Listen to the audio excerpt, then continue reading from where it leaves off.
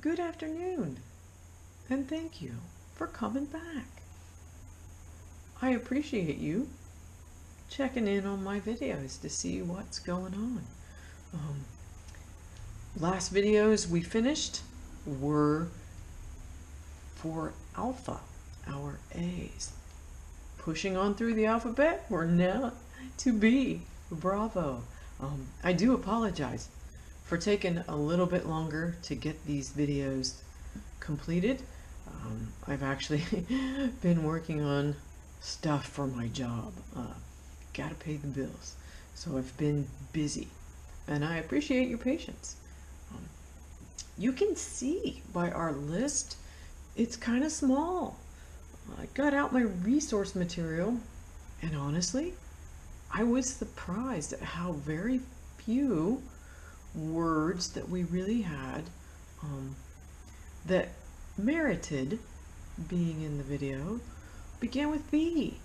We've got some, important concepts, some really good ideas that are of universal importance, whether it be pilots or dispatchers or operational members, but just not that many.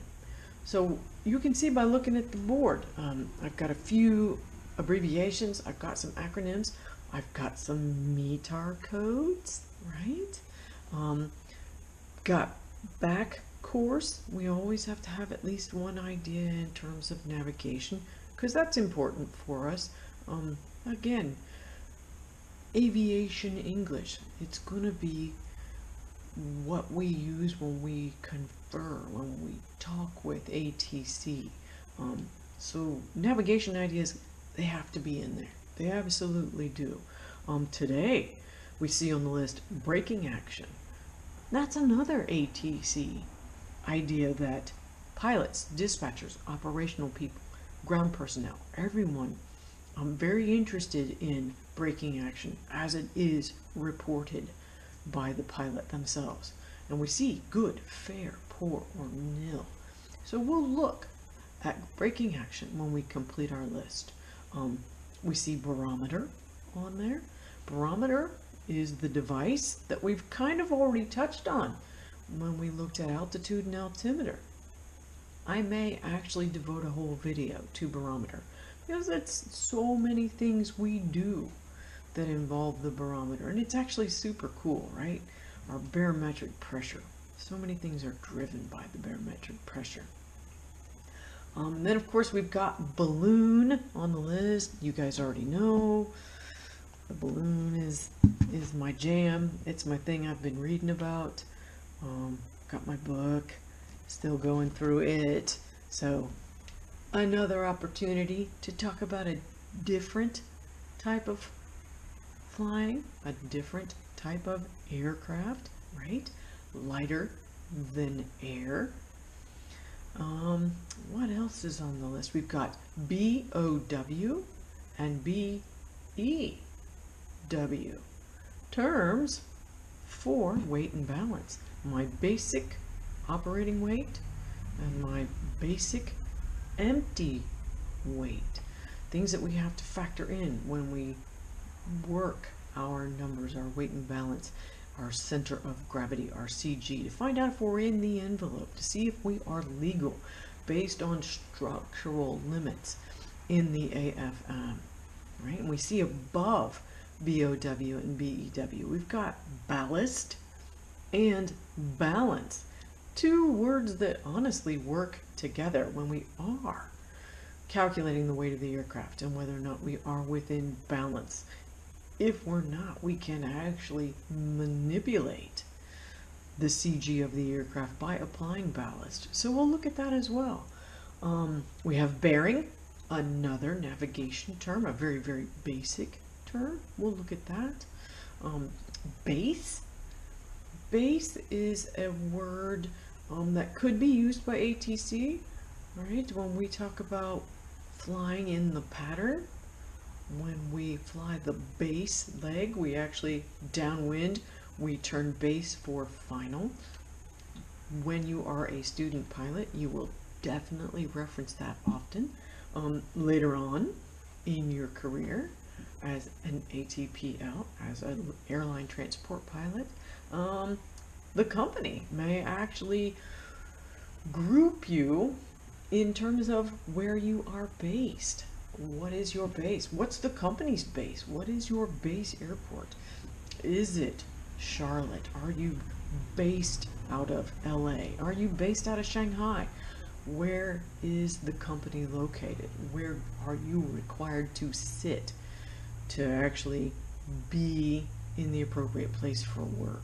So base got a couple different meanings. So does boundary layer.